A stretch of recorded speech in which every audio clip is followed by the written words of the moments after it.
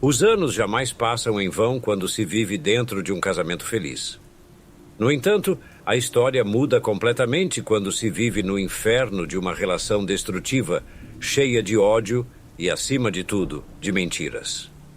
Há alguns anos, fui casado com Ana, uma mulher que conheci em uma festa. De imediato, tivemos uma conexão intensa, uma química tão forte que levou a gente a tomar a decisão de unir nossas vidas de maneira muito rápida. Naquela época, era comum que, após 6 meses de relacionamento, as pessoas já estivessem comprometidas ou terminassem, caso percebesse que a relação não tinha futuro. O que eu não sabia era que, depois de casados, Ana me mostraria uma face completamente diferente da que conheci durante o namoro. Ana trabalhava como garçonete em um bar e já estava nesse emprego há alguns anos. Seu horário geralmente era noturno.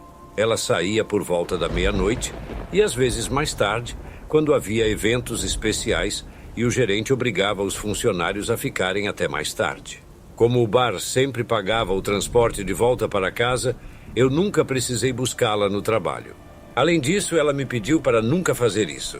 Eu respeitava sua decisão e, por isso, jamais fui buscá-la de carro. Eu, por minha vez, tinha um bom emprego e estava indo muito bem. Por isso, sugeri a Ana que, se ela quisesse, poderia ficar em casa e eu poderia sustentá-la sem problemas. No entanto, ela disse que queria continuar trabalhando, pois gostava muito do que fazia. Eu respeitei sua decisão. Eu e Ana gostaríamos de ter filhos, ver eles crescerem e ter alguém a quem deixar o que eu havia construído. Apesar de todos os nossos esforços, Ana não conseguia engravidar, mas decidimos não buscar tratamentos ou algo do tipo, já que ela tinha certas irregularidades em seu ciclo menstrual. Assumimos que seria apenas uma questão de tentar várias vezes até que Deus nos abençoasse com a alegria de sermos pais. Ainda assim, devido às diferenças nos nossos horários de trabalho, Ana e eu fazíamos amor poucas vezes por mês. Com o tempo, comecei a perder a paciência, a me frustrar e a me afastar lentamente de Ana. Isso criou um ambiente de frieza entre nós. Era como se a chama do amor tivesse se apagado de repente. Eu já não sabia o que fazer. Então comecei a sair de vez em quando para tomar uma bebida e visitar meus amigos, aqueles que abandonei por estar em um relacionamento. Numa sexta-feira, Ana me disse que tinha um evento e que chegaria mais tarde, possivelmente depois das 3 da manhã. Eu disse que iria a uma festa de aniversário de um amigo. Mas o que não contei é que, na verdade, era uma despedida de solteiro para meu amigo Ricardo, que se casaria na semana seguinte. Nessa noite, coloquei em uma bolsa uma fantasia de Batman, já que a festa seria temática. O fanfarrão do Ricardo avisou que queria todos nós fantasiados. Caso contrário, não nos deixaria entrar.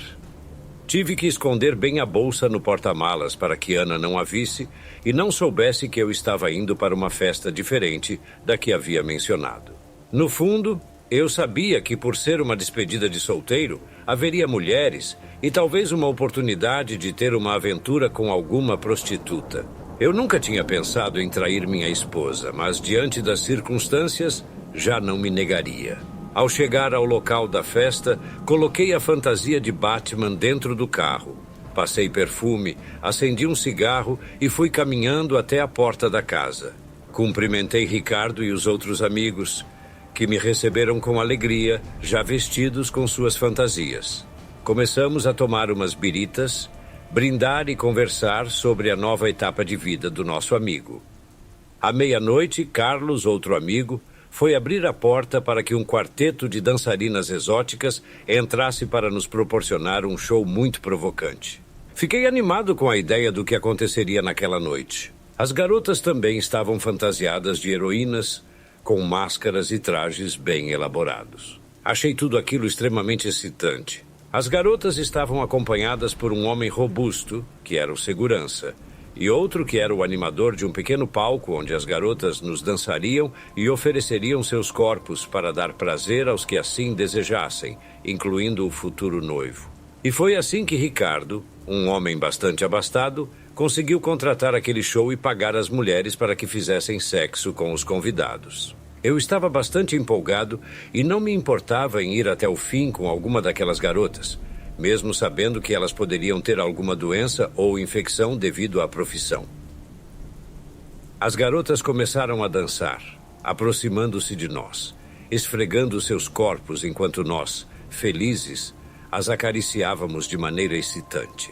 Elas dançaram 3 músicas e, na última, aproximaram-se de cada um de nós, incluindo Ricardo, que era o homenageado da noite. No meu caso, uma mulher fantasiada de Mulher Maravilha se aproximou, usando uma minissaia muito curta. Eu estava sentado em uma cadeira, e ela se aproximou, ajeitou a saia e começamos a nos envolver na frente de todos. Aquilo era extremamente excitante para mim, e eu estava completamente entregue ao momento.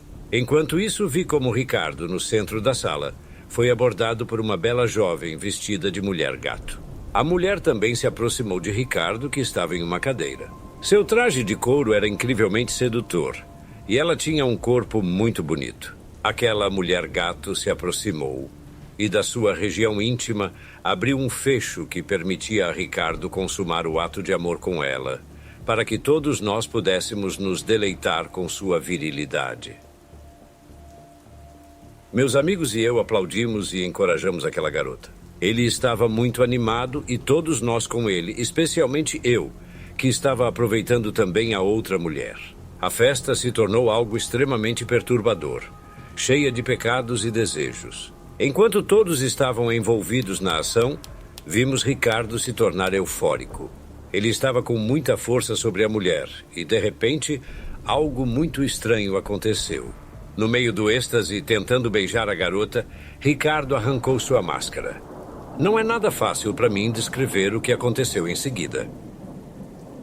Todos os meus amigos e eu ficamos sem palavras, pois aquela mulher-gato não era ninguém menos que minha esposa, Ana. Meus amigos conheciam Ana pelas fotos. Alguns deles até foram ao meu casamento, mas ela não os conhecia bem. E o pior é que, como todos estávamos fantasiados, foi impossível perceber tudo desde o início. Saí imediatamente do local, levando minha esposa à força para casa. Eu estava muito furioso e confesso que naquela hora minha vontade era de fazer uma loucura. Discutimos e brigamos no carro. Eu sabia que ambos tínhamos razões para estar bravos. Ambos estávamos cometendo infidelidade da maneira mais baixa. Houve um momento em que Ana e eu começamos a nos agredir fisicamente enquanto eu dirigia. Ela pediu para que eu parasse o carro e eu me recusei. Ela me ameaçou dizendo que, se eu não parasse, me arrependeria para sempre. Eu mantive minha postura de levá-la para casa para discutir e resolver nosso casamento, mas ela não queria isso. Ela queria fugir e, tentando me chantagear, com o carro ainda em movimento, Ana abriu a porta e se lançou. Vi seu corpo ser jogado para fora do carro e começar a rolar pelo asfalto. Com isso, ela se feriu gravemente e fraturou vários ossos. Uma multidão se aglomerou na rua imediatamente. Alguém chamou a ambulância e as autoridades. Quando chegaram, atenderam minha esposa e me levaram preso, sob suspeita de tentativa de homicídio. Eu estava destruído. Não sabia quem era Ana de verdade, desde quando ela fazia tudo aquilo. Com quantos homens ela já tinha se deitado? Ela me fez de idiota.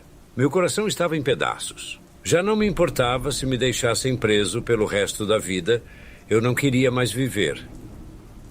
Sei que não soa bem culpar minha esposa por tudo isso, porque eu também tentei traí-la, de fato, o fiz. Mas a verdade é que ela mentiu para mim por muito tempo. Se ela gostava dessa vida, não entendia por que se casou comigo. Semanas se passaram e eu continuei preso. Só seria liberado se provasse que aquilo foi um acidente. Mas Ana estava em estado grave, incapaz de dar um depoimento claro e consciente.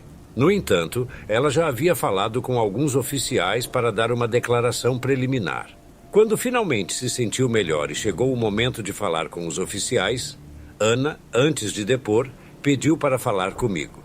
Levaram-na em uma cadeira de rodas e me colocaram junto a ela em uma sala de visitas na prisão.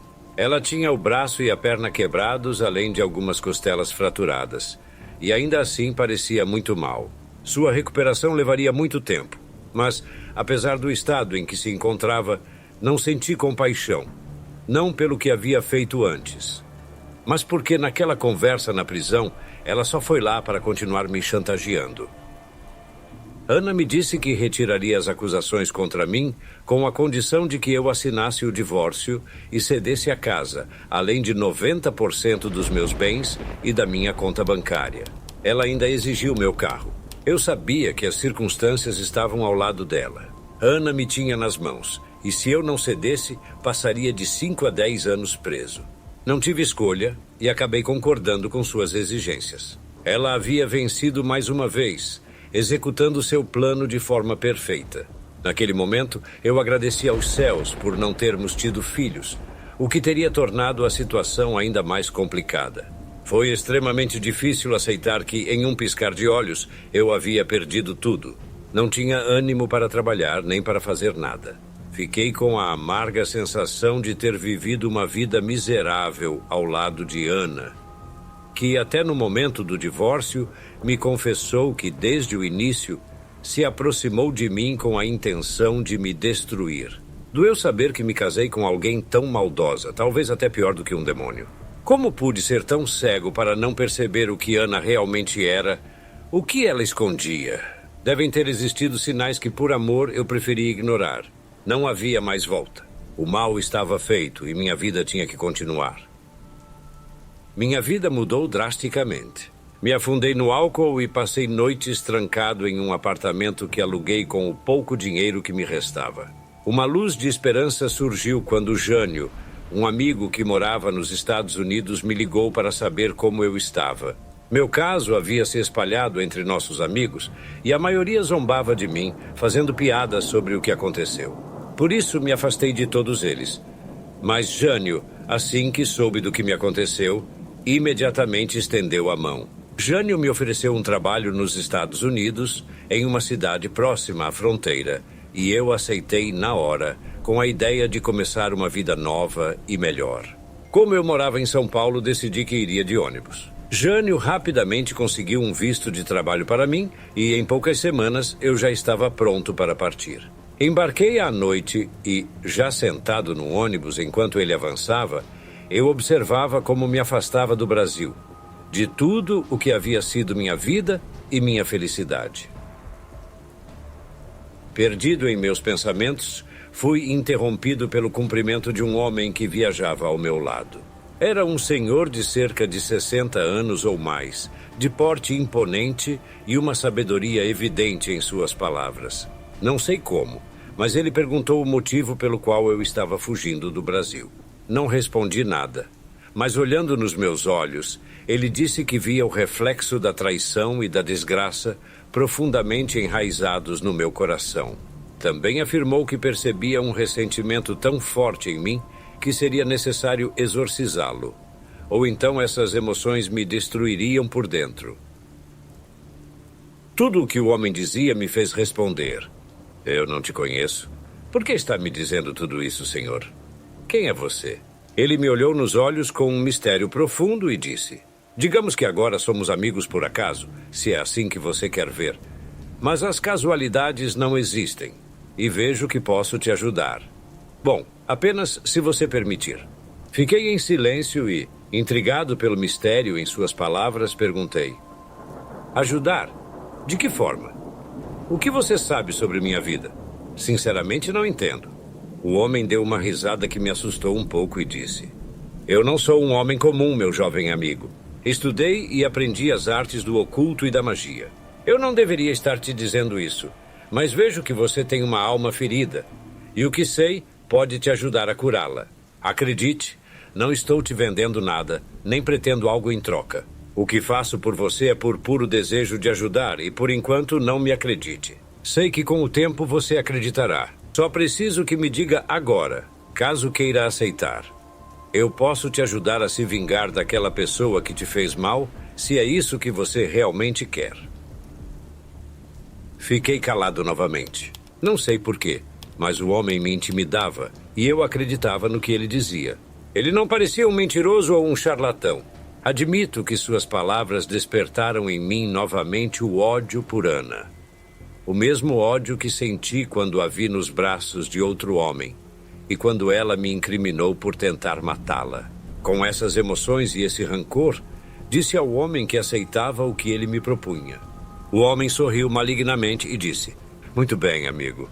Preste muita atenção nisso que tenho em minhas mãos." Ele pegou um livro estranho que parecia um grimório muito antigo. "Peço que confie em mim e leia em silêncio esta página que estou te mostrando. Jamais em voz alta.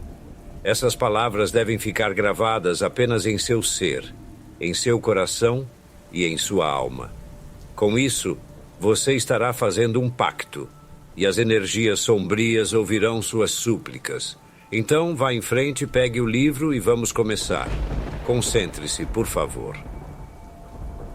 Eu peguei o livro em minhas mãos e comecei a ler com os olhos.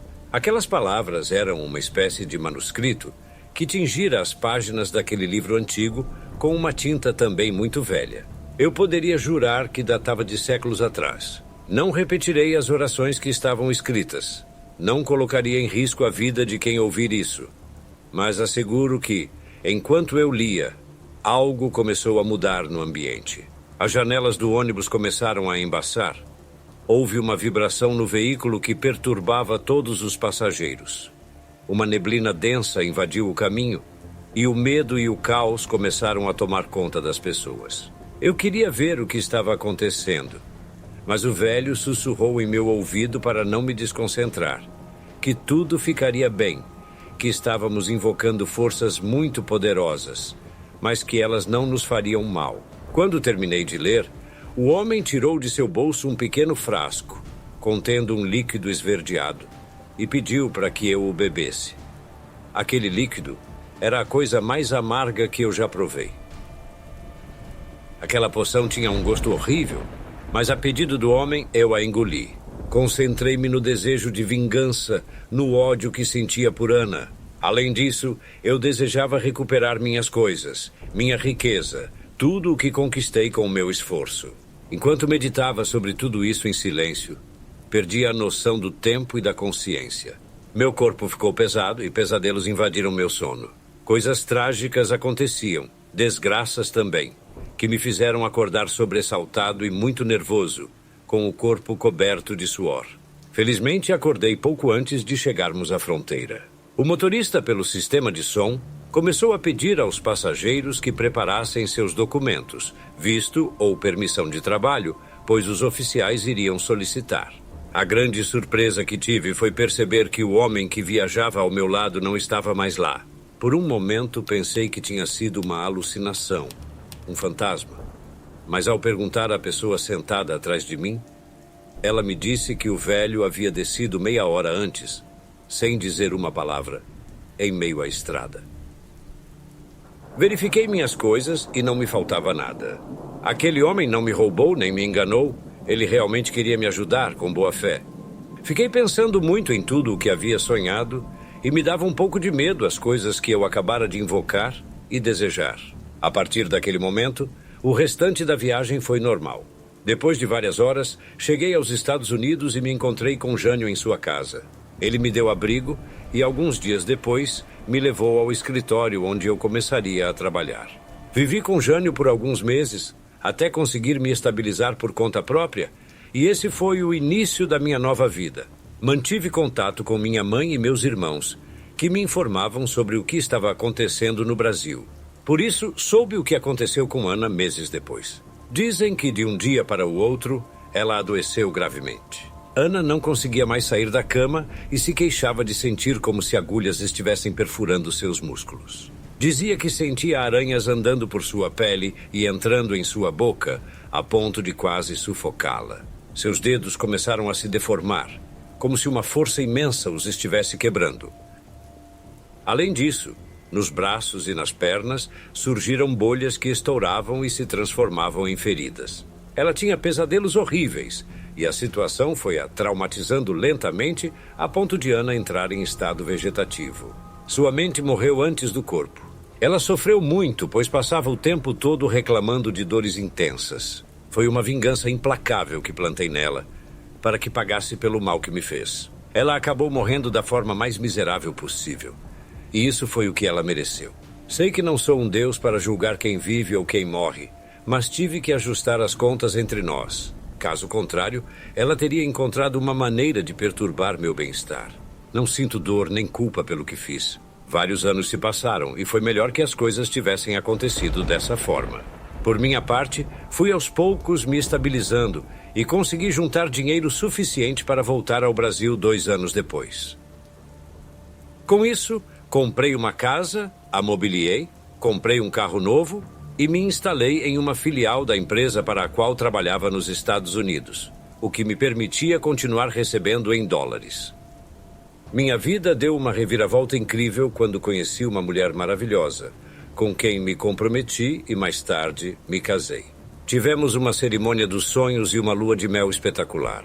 Sinceramente, não sei se algum dia vou pagar pelo que fiz. Aquele bruxo nunca me contou sobre as letras miúdas do contrato que fiz com ele. Mas às vezes, penso que pode ter sido o próprio demônio que me tentou a fazer esse pacto.